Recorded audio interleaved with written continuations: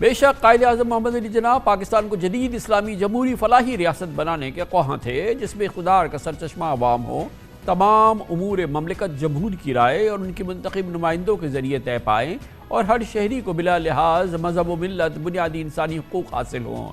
قائد اعظم کے ویژن کے مطابق پاکستان میں نہ تو جمہوریت کو عزت دی گئی، نہ ہی قانونی و معاشرتی عدل و انصاف قائم ہوا۔ یہ تمام معاملات پاکستان کی جمہوری، پاکستان کی سیاسی، پاکستان کی آئینی حوالے سے جو مسائل ہیں، جو چیلنجز ہیں اور جو یقیناً بے پناہ ہیں اور ہمالیائی مسائل ہیں، اس پر ہم بات کرتے ہیں۔ 77ویں یوم آزادی پر اس انتہائی اہم موضوع پر بات کرنے کے لیے ہم نے دعوت دی ہے محترم مشاہد حسین سید کو۔ پاکستان کے بہت ہی سینئر صحافی رہ چکے ہیں، پاکستان کے بہت ہی سینئر سینیٹر رہ چکے ہیں اور یقیناً پاکستان کے حوالے سے پاکستان کے خارجہ معاملات اور آئینی حوالے سے بہت ہی دسترس رکھتے ہیں جناب مشاہد حسین۔ بہت بہت شکریہ مشاہد صاحب۔ یہ فرمائیے گا کہ 77واں یوم آزادی، لیکن آج بھی پاکستان معاشی طور پہ تو یقینی طور پہ کہ ایک بڑے سیٹ بیک کا شکار ہے۔ ہم کسی صورت میں بھی معاشی طور پہ اپنے آپ کو آزاد نہیں کہہ سکتے، نہ ہم ہیں، مگر سیاسی اور جمہوری اعتبار سے بھی ہمارا جو ریکارڈ ہے، اوور آل جو ہماری پرفارمنس رہی ہے یا جو ہمارا ریکارڈ رہا ہے، وہ بہت ہی شکستہ رہا ہے، فریکچرڈ ہے بہت بری طرح سے۔ السلام علیکم جی کامران صاحب، اور آپ کو اور آپ کے ویورز کو سب کو آزادی مبارک۔ ہم بڑے خوش قسمت ہیں کہ قائد اعظم نے یہ ملک بیلٹ باکس کے ذریعے، جمہوریت کے ذریعے، الیکشن کے ذریعے، ایک سیاسی جماعت کے ذریعے ہمیں ایک خود ارادیت کا رائٹ آف سیلف ڈٹرمنیشن مسلمانوں کو دیا، اور آپ ایک آزاد ملک کے آزاد باشندے رہ رہے ہیں۔ گو کہ اس آزادی میں بھی کافی کچھ مسئلے ہیں، تشنگی ہے۔ بنیادی طور پر ہمارے ہاں دو تین چیزیں بڑی انفارچونیٹ ہوئی ہیں۔ ایک تو یہ ہے کہ پولیٹیکلی بھی ہمارا جو ہے، ہم رولز آف دا گیم سیاسی جماعت آپس میں اسٹیبلش نہیں کر سکے، اور اس سے ایک چپکلش کانفرنٹیشن کی فضا رہی۔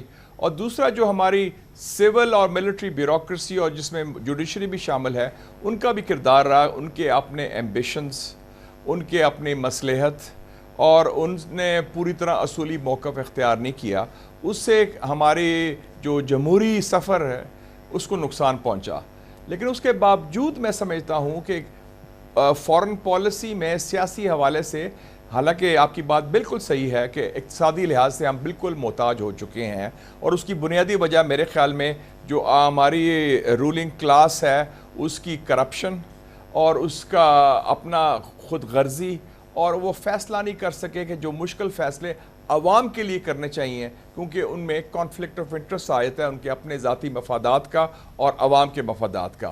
لیکن اس کے باوجود سیاسی حوالے سے میں کہوں گا فارن پالیسی میں ہم نے کافی حد تک، جہاں ہمارے کور مفادات تھے خارجہ پالیسی میں، اس میں ہم نے اچھے طریقے سے تحفظ بھی کیا، چاہے فوجی حکومت ہو، چاہے سویلین حکومت ہو۔ اور دوسرا یہ ہے کہ ہم بہت دیر تک نیشنل سیکیورٹی اسٹیٹ، قومی سلامتی ریاست بنے رہے ہیں، بنکرڈ اپ۔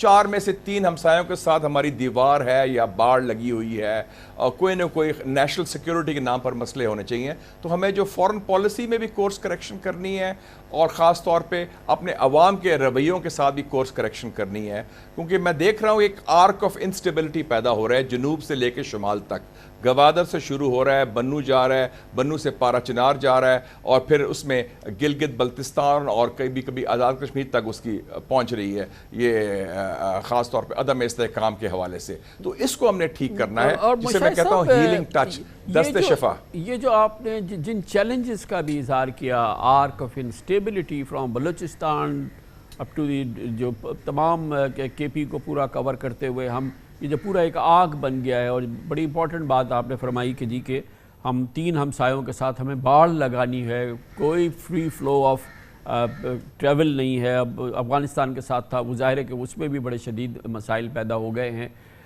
کیا اس میں کسی قسم کسی حیثیت سے کردار ہے کہ ہم نے کبھی ایک ٹھوس جمہوریت کو نہ جنم دیا اور نہ ہی پنپتے ہوئے دیکھا، اور ایک بار بھی ہمارے کسی وزیر اعظم نے 5 سال جو ہیں وہ اقتدار کی مدت کے براہ راست پورے نہیں کیے؟ یہ کتنا بڑا سیٹ بیک ہے 77 سال کا؟ یہ بہت بڑا سیٹ بیک ہے. وہ دیکھیں یہ کامران صاحب پاکستان جمہوریت کی پیداوار ہے. Pakistan Quaid Azam was not a general, Quaid Azam was not a جج, Quaid Azam was not a bureaucrat, Quaid Azam was not a feudal, Quaid Azam was not a factory owner, Quaid Azam was not a cleric. وہ ایک وکیل تھے, ایک سیاستدان تھے, ایک سیاسی جماعت کے قائد تھے. اپنی کردار قیادت عوام کی تائید کے ساتھ, برطانوی سامراج کے ساتھ, کانگریس کے ساتھ مذاکرات کے ذریعے, ڈائلاگ کے ذریعے عوام کو موبلائز کیا اور ہمیں پاکستان کی منزل تک پہنچایا. یہ بہت بڑی اچیومنٹ ہے. کوئی ان کے پاس ایٹم بم نہیں تھا, ان کے پاس کوئی ISI نہیں تھی, ان کے پاس کوئی فوج نہیں تھی, لیکن ان کے پاس آرگومنٹ سے اور عوام کے اعتماد تھا ایز اے پولیٹیشن. تو پاکستان کی جو DNA میں ہے, کیا یہ سیاست کی پیداوار ہے, جمہوریت کی پیداوار ہے, انتخابات کی پیداوار ہے, اور یہ سٹرگل کی پیداوار ہے, اور ڈائلاگ کی پیداوار ہے.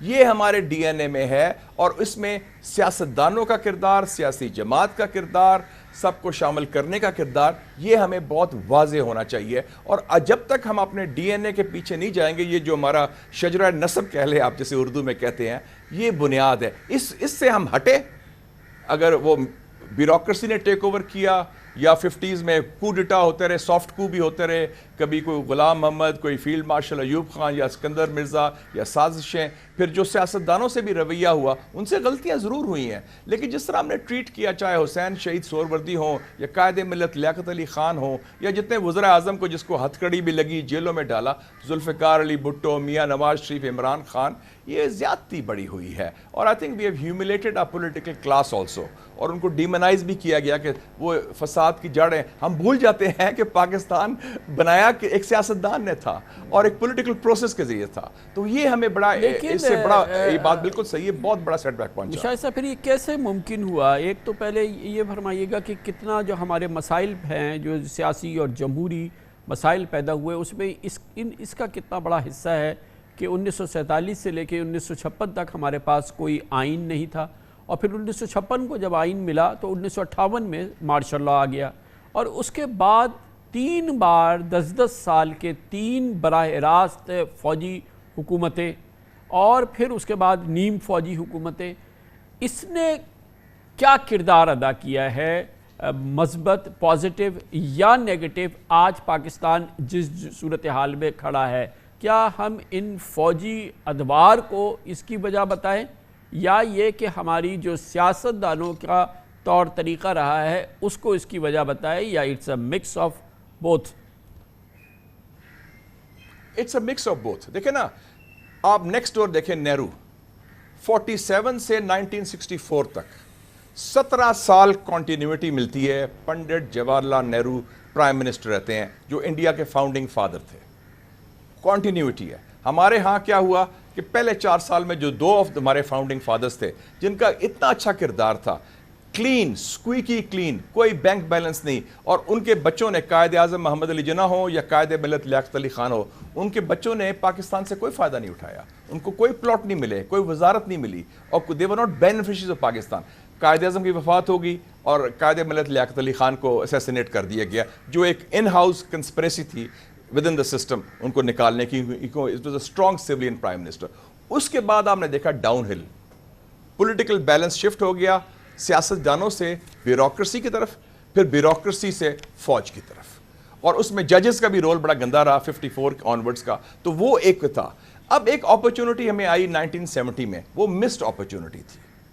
2 بڑے سیاستدان ایمرج ہوئے, اور ایک میرے خیال میں ریلیٹیولی آنیسٹ اور clean election general Yahya Khan نے کرایا, جو ان کو کریڈٹ دینا چاہیے. لیکن اس میں جو رولز آف دا گیم تھے, ایک اکثریتی جماعت تھی جس کو پاکستان کے عوام, اکثریتی عوام نے ووٹ دیا, عوامی لیگ انڈر شیخ مجیب الرحمان, جو ایک بڑے عظیم محب وطن پاکستانی تھے, جنہوں نے تحریک پاکستان میں حصہ لیا ایز اے اسٹوڈنٹ لیڈر, اور وہ خاص ایلچی تھے حسین شہید سہروردی صاحب کے. ان کو ہم نے اقتدار انتقال کرنے سے انکار کر دیا, اور اس میں ذوالفقار علی بھٹو بھی فوج کے ساتھ مل گئے ملٹری ایکشن میں. وہاں سے ایک مسڈ اپرچونٹی ہوئی. دوسری مسڈ اپرچونٹی 1973 میں ہوئی. ٹھیک ہے پاکستان دو لخت ہو گیا, ہم نے کہا let's have a new beginning, نیا پاکستان بناتے ہیں. 73 کا آئین بنا, متفقہ آئین بنا, بہت بڑی اچیومنٹ ہے, جس میں ذوالفقار علی بھٹو بھی اور قائد حزب اختلاف خان ولی خان دونوں شامل تھے.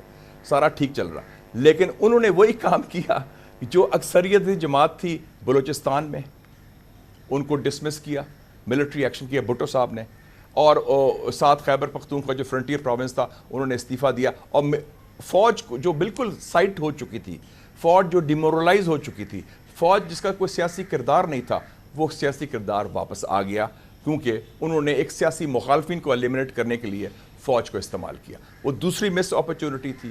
پھر اس کے بعد پھر جو ضیاء اللہ دور کے بعد جو واقعہ آیا, سو 2 ملٹری کوز پلانڈ تھے, جنرل ایوب خان کا اور جنرل یحییٰ خان کا.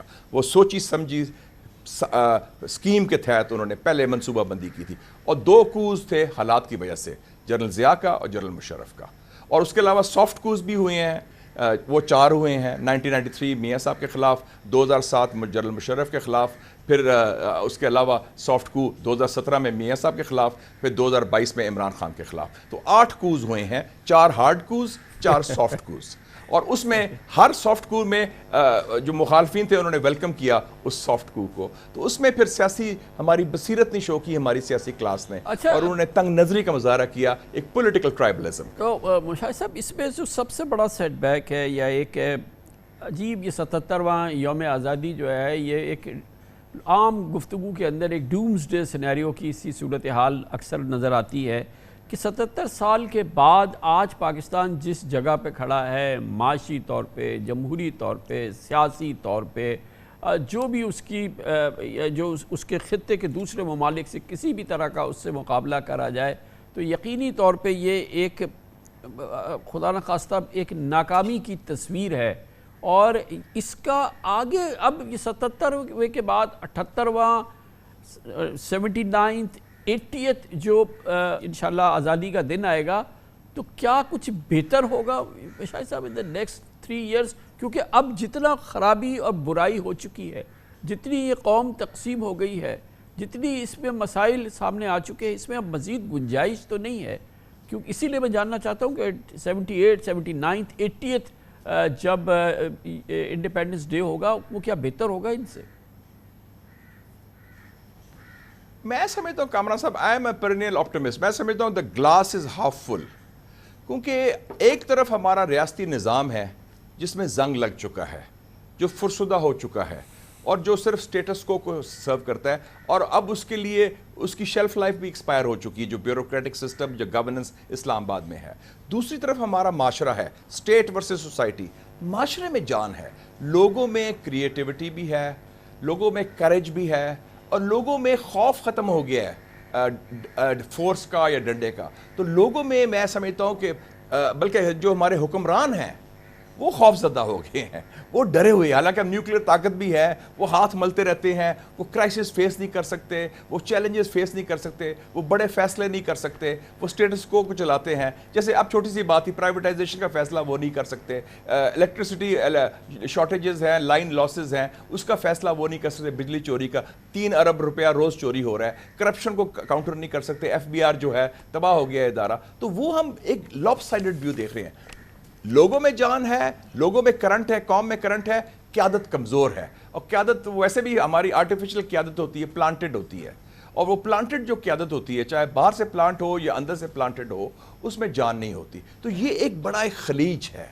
لیکن میں سمجھتا ہوں کہ جو لوگوں نے سٹرگل کرنے میں شعور جو کیا ہے کہ لوگ اب بات کرتے ہیں, لوگ خوفزدہ نہیں. ہم کوئی مصر نہیں ہے یا اور عرب ممالک یا تھرڈ ورلڈ کا کوئی افریقن ملک کہ جس میں لوگ ڈرے بیٹھتے ہیں, ہاتھ ملتے رہتے ہیں. پیپل سپیک اپ, آپ بات کرتے ہیں, میں بات کرتا ہوں, اور لاکھوں نوجوان, خواتین, مرد, عوام بات کرتے ہیں, اور خوف نہیں ہے. تو خوف کا خاتمہ بہت بڑی بات ہے, اور لوگوں کو ابھی بھی امید ہے, because the idea of Pakistan جو قائد اعظم نے دیا تھا وہ ان کے ساتھ ایک ایموشنل اٹیچمنٹ ہے. ان کو امید کی کرن ہے کہ حالات بہتر ہوں گے. لیکن ظاہر ہے کہ موجودہ قیادت میں جو یا حکمران جو اس وقت ہیں ان میں جان نہیں ہے, وہ ڈیلیور نہیں کر سکتے. تو وہ ایک ری انوینٹ, ری برانڈ کرنا پڑے گا ہمیں اپنے سسٹم کو بھی, اور ہمیں آگے لے جانے کے لیے وی ہیو ٹو ٹیک ایک بہتر قیادت آنی پڑے گی. الیکشن ایماندارانہ کرائیں, and let the people decide, اور جو عوام فیصلہ کریں گے آپ دے دیں ان کو. they will decide correctly, better than the decisions taken by engineered elections, inshallah. Thank you very much.